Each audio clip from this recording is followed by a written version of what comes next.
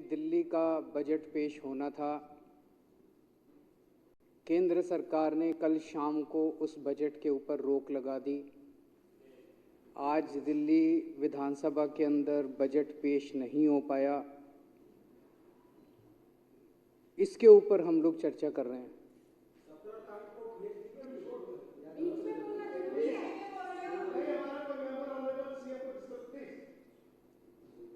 इसके ऊपर हम चर्चा कर रहे हैं।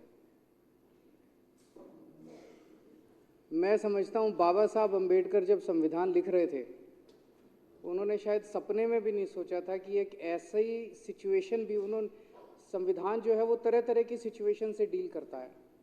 उन्होंने सपने में भी नहीं सोचा था कि एक ऐसी सिचुएशन भी इस देश के अंदर आ सकती है कि केंद्र सरकार किसी राज्य सरकार के बजट को रोक भी सकती है।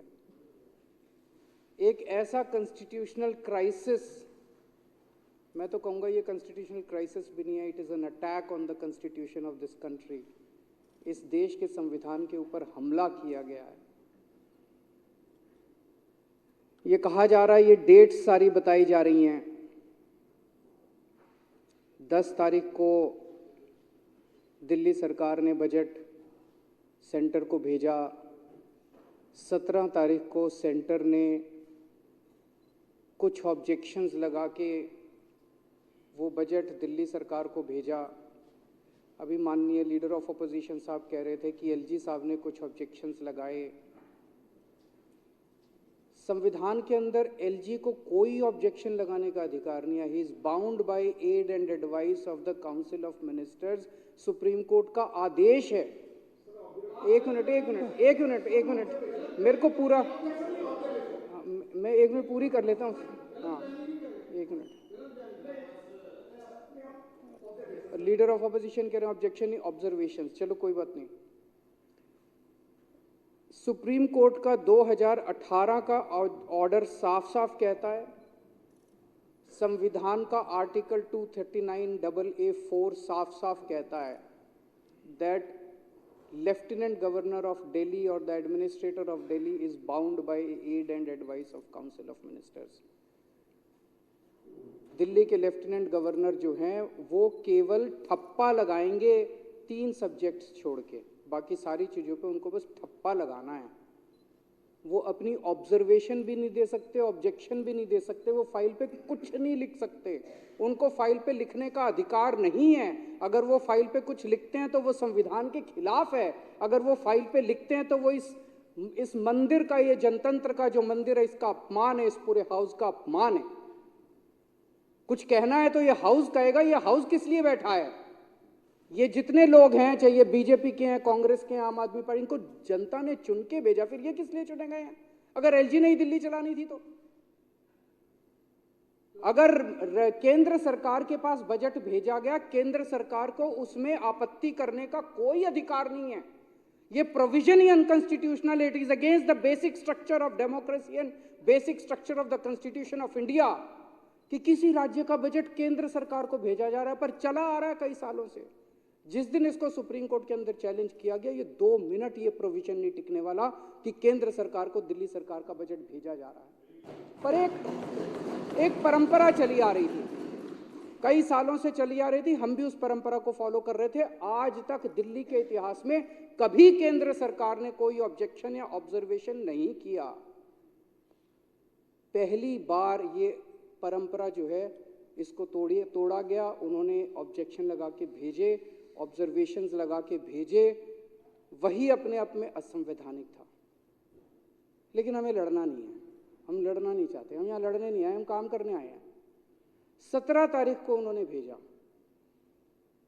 चीफ सेक्रेटरी के पास भेजा, प्रिंसिपल सेक्रेटरी फाइनेंस के पास भेजा। 3 दिन वो लेके बैठे रहे। अब सारा देश जानता है कि इन अधिकारियों के गर्दन जो है वो केंद्र सरकार और एलजी के अंडर में। रोज जिसको मर्जी सस्पेंड कर देते हैं। सारे डरे बैठे हैं, सारे डरे बैठे हैं अधिकारी। वो बेचारे क्या करें? तो ऊपर से आदेश आया एमएचए से कि भाई 3 दिन तक लेके बैठे रहो। सोमवार को 20 तारीख को 21 को बजट प्रेजेंट होना था। 20 तारीख को दिन में 2 बजे मंत्री को बताया जाता है जी एमएचए से कुछ ऑब्जेक्शंस आए हैं। तो इन अधिकारियों के खिलाफ तो कार्रवाई होनी चाहिए। फाइल जो है उसके संबंध में उसके बाद बार बार फोन कर रहा है मंत्री, फाइल उसके पास शाम को 6 बजे पुटअप की गई। उसके बाद अफरा तफरी के अंदर मंत्री ने नोट बनाया, जो भी ऑब्जर्वेशन थे। हमारे पास एक ऑप्शन था, हम लड़ लेते, कोर्ट चले जाते कि तुमने ऑब्जर्वेशन कैसे लिखे, हम तुम्हारा, पर मैंने मंत्री को कहा नहीं, हमें लड़ना नहीं है। उन्होंने जो ऑब्जर्वेशन लिखे हैं, 4 ऑब्जर्वेशन थे, चारों का हमने जवाब लिखा, कोई चेंज नहीं किया बजट में, सेम बजट। ईगो थी कि हमारा जवाब दो, दे दिया भाई साहब, आपके पैर छू लिए, पैर छू लिए उनके। आप ही की जिंदाबाद है सर, पूरी आप ही हो बस, और तो बाकी तो हम तो ऐसे ही हैं। क्या मिला इससे? यही मिला जो ये भी कह रहे हैं जिंदाबाद, बस ये राजनीति है, अहंकार है।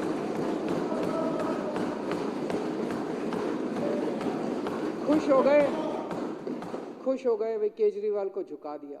हाँ जी, हम तो हमेशा ही झुके हुए हैं। जनतंत्र में झुकना ही एक, जनता के सामने भी झुकना चाहिए, सबके सामने झुकना चाहिए। अहंकार सेटिस्फाई करने के अलावा कुछ हुआ? कुछ भी नहीं हुआ। कोई, कल ये मैं देख रहा था, टीवी चैनलों में चल रहा था कि इन्होंने इंफ्रास्ट्रक्चर से ज्यादा एडवर्टाइजिंग का बजट कर दिया, हमने इनको ठीक करने को बोला है। यही चल रहा था ना टीवी चैनलों में कि जी एडवर्टाइजिंग का बजट इन्होंने इंफ्रास्ट्रक्चर से ज्यादा कर दिया, हमने इनको ठीक करने को बोला है। उसमें बजट के अंदर 20,000 करोड़ तो इंफ्रास्ट्रक्चर पे है, 500 करोड़ एडवर्टाइजिंग पे है। अब ये 520,000 से ज्यादा होता है, ये तो हमने नहीं सुना था। इन्होंने ऊपर से लेके नीचे तक अनपढ़ों की जमात बिठा रखी है। इसी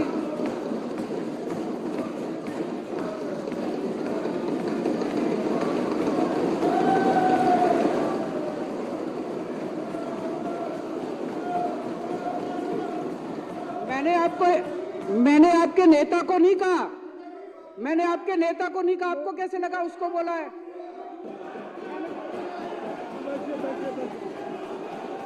ठीक है, अच्छा है। मैंने तो नाम ही नहीं लिया, मैंने तो नाम ही नहीं लिया, मैंने किसी का नाम नहीं लिया, मैंने किसी का नाम नहीं लिया, मैंने किसी का नाम नहीं लिया। मैं किसी का नाम, बैठ जाओ, मैंने किसी का, मैं तो ये कह रहा हूं जी, ये बता दो कि कहां लिखा है कि 500 की फिगर जो है वो 20,000 से ज्यादा होती है? ये तो कहीं नहीं लिखा। तो मैं कह रहा हूं भाई, जो पूरी की पूरी अनपढ़ों की जमात बिठा रखी है, पढ़े लिखे लोगों को बिठाओ वहां पे, ताकि वो कम से कम बजट पढ़ने की क्षमता तो रखते हो। पता नहीं किसको दे दिया आपने बजट। 500 करोड़ रुपए पिछली साल रखा था, 500 करोड़ रुपए इस साल रखा है, सेम है, सेम टू सेम है, कोई बढ़ाया नहीं हमने, एज इट इज बजट रखा है। कहते हैं कल से चला रखा है बजट, एडवर्टाइजिंग का बजट बढ़ा दिया, एडवर्टाइजिंग का बजट इंफ्रास्ट्रक्चर से ज्यादा, कहां कर दिया? कहीं नहीं करा। आज वो सेम टू सेम बजट हमने कोई चेंज करके नहीं भेजा, जो बजट में लिखा था उसी में से 4 लाइनें कोट कर करके भेज दी। आज एलजी साहब ने भी कल रात को 10:30 बजे लिख दिया अप्रूव्ड। यार ये क्या है यार, तो पहले ही अप्रूव कर देते, क्या जरूरत थी? वो कह रहे थे मेरे सामने झुको, मेरे पैर पकड़ो, आपके सामने झुक गया ऐसा। आप ही प्रभु हो, आप ही सब कुछ हो। मेरी आज इस मंच के, इस हाउस के माध्यम से अपील है, प्रार्थना है प्रधानमंत्री जी को कि प्रधानमंत्री जी, हम काम करना चाहते हैं, हम लड़ना नहीं चाहते। हमारी लड़ाई हमारे बस की बात नहीं है, हम बहुत छोटे लोग हैं। राजनीति में हम लड़ने के लिए नहीं आए, हमें राजनीति करनी नहीं आती। इस रोज रोज की लड़ाई से कुछ नहीं निकल रहा। जिस घर में लड़ाई होती है वो घर बर्बाद हो जाते हैं, जिस राज्य में लड़ाई होती है वो राज्य बर्बाद हो जाते हैं, जिस देश में लड़ाई होती है वो देश बर्बाद हो जाते हैं। लड़ाई से किसी का कहाँ भला हुआ है? कभी भला हुआ है? सबसे बना के रखनी चाहिए, सब मिलजुल के काम करेंगे, तरक्की होगी। दिल्ली ने इतना, कल आज मैं अखबारों में पढ़ रहा था, कल हमारे माननीय वित्त मंत्री जी ने इकोनॉमिक सर्वे प्रेजेंट किया, इतनी तरक्की की दिल्ली ने। देश का जो एवरेज है उससे कहीं ज्यादा आगे जाके तरक्की कर रही है दिल्ली, इतनी तरक्की कर रही है, इतनी तरक्की कर रही है। सोचो अगर ये रोज रोज के झगड़े नहीं होते तो 10 गुना तरक्की हो चुकी होती अभी तक जितनी तरक्की है। हमारा डोर स्टेप डिलीवरी राशन करना चाहते थे हम, वो रोक दिया। किसका फायदा हुआ? जो राशन वाले चोरी करते थे, राशन माफिया था, उसका फायदा हुआ, जनता का फायदा तो नहीं हुआ। क्या फायदा हुआ उसका door step delivery of ration करने का, रोकने का? दिल्ली के अंदर 17,000 लोगों को डेली हम योगा कराया करते थे। डेली 17,000 लोगों को दिल्ली सरकार फ्री में योगा कराती थी। प्रधानमंत्री जी ने कह के वो योगा क्लासेस बंद करा दी। किसका फायदा हुआ जी? किसी का तो फायदा नहीं हुआ। 17,000 लोगों ने अगर योगा करना बंद कर दिया, आज भी याद करते हैं, मेरे को मिलते हैं, आज भी याद करते हैं। किसका फायदा हुआ? किसी का फायदा नहीं हुआ। हम अपने टीचर्स को, दिल्ली का शिक्षा जो व्यवस्था है उसकी तारीफ पूरे देश के अंदर हो रही है, पूरी दुनिया के अंदर हो रही है। उसका एक बहुत बड़ा कारण है हमारे टीचर्स और हमारे प्रिंसिपल्स ने चमत्कार करके दिखाया है। 60,000 टीचर्स उन्होंने चमत्कार करके, उनको हम ट्रेनिंग करने के लिए विदेश भेजते हैं, फिनलैंड भेजते हैं। आपने उनकी फिनलैंड की ट्रेनिंग रोक दी। किसका फायदा हुआ? किसी का फायदा नहीं हुआ। गरीबों के बच्चे अच्छे पढ़ना चालू हुए थे, बड़े इतने 75 साल के बाद गरीबों के बच्चों को अच्छी शिक्षा मिलनी चालू हुई थी। क्या फायदा हुआ? टीचर्स की ट्रेनिंग रोकने से किसका फायदा हो रहा है? क्यों लड़ रहे हो हमारे साथ यार? पिछले साल कई महीनों तक मोहल्ला क्लिनिक में टेस्ट की पेमेंट बंद करा दी, रेंट की पेमेंट बंद करा दी, बिजली के बिलों की पेमेंट बंद करा दी, दवाइयों की पेमेंट बंद करा दी। मोहल्ला क्लिनिक में, अस्पतालों में कितने मरीज सफर किए, कितने मरीज सफर किए। किसका फायदा हुआ? किसी का फायदा नहीं हुआ। फरिश्ते स्कीम थी, किसी का एक्सीडेंट हो जाए तो उसको हम फ्री में इलाज कराया करते थे। 13,000 से ज्यादा जान बचा चुके हैं उस स्कीम के अंदर हम लोग। उस स्कीम की पेमेंट बंद करा दी। बताओ, उस स्कीम की पेमेंट बंद करा दी। मरते हुए आदमी को अगर हम जान देने की कोशिश कर रहे थे, उसकी पेमेंट बंद करा दी। किसका फायदा हुआ प्रधानमंत्री जी?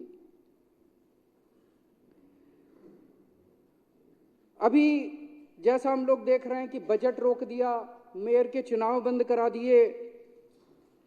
मैं प्रधानमंत्री जी से कहना चाहता हूं, आप बहुत बड़े हैं, हम बहुत छोटे हैं।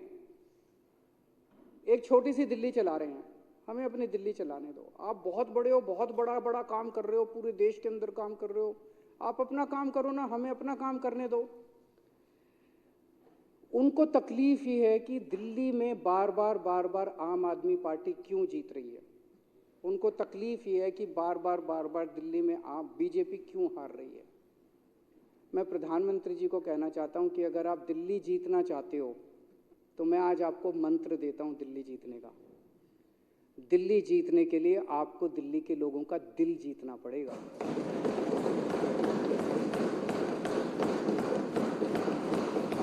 ये रोज रोज लड़ाई झगड़े करने से दिल्ली वाले आपको वोट नहीं देने वाले। मैंने अगर दिल्ली में 1000 स्कूल ठीक कर दिए, आपके पास तो बहुत पैसा है, आप 1000 नए स्कूल बना दो, देखो लोग केजरीवाल को वोट देना बंद कर देंगे। मैंने दिल्ली में 550 मोहल्ला क्लिनिक बना दिया, आप 5,500 मोहल्ला क्लिनिक बना दो।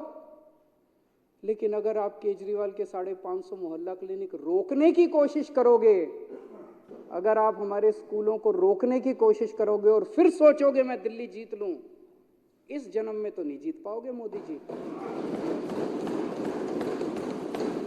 हमसे लंबी लकीर खींचो, जो काम हमने किए उससे लंबी लकीर खींचो। आज इस पूरे सदन की ओर से मैं प्रधानमंत्री जी को कहना चाहता हूं, हम आपके साथ मिलकर काम करना चाहते हैं। हम आपसे लड़ना नहीं चाहते, हमारे को लड़ाई करनी नहीं आती, हमको राजनीति करनी नहीं आती। हम आपसे मिलकर काम करना चाहते हैं, आपसे सहयोग चाहते हैं।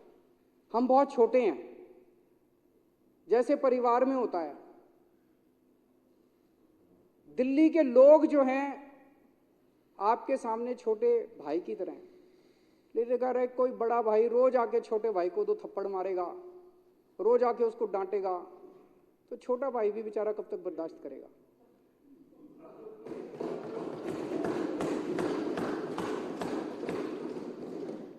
तो अगर आपको छोटे भाई का दिल जीतना है तो छोटे भाई का दिल जीतना पड़ेगा। छोटे भाई का दिल जीतना है तो छोटे भाई को प्यार करो, छोटे भाई के साथ चलो, तभी छोटा भाई आपका साथ देगा। मैं इस प्रस्ताव का पूरी तरह से समर्थन करता हूं।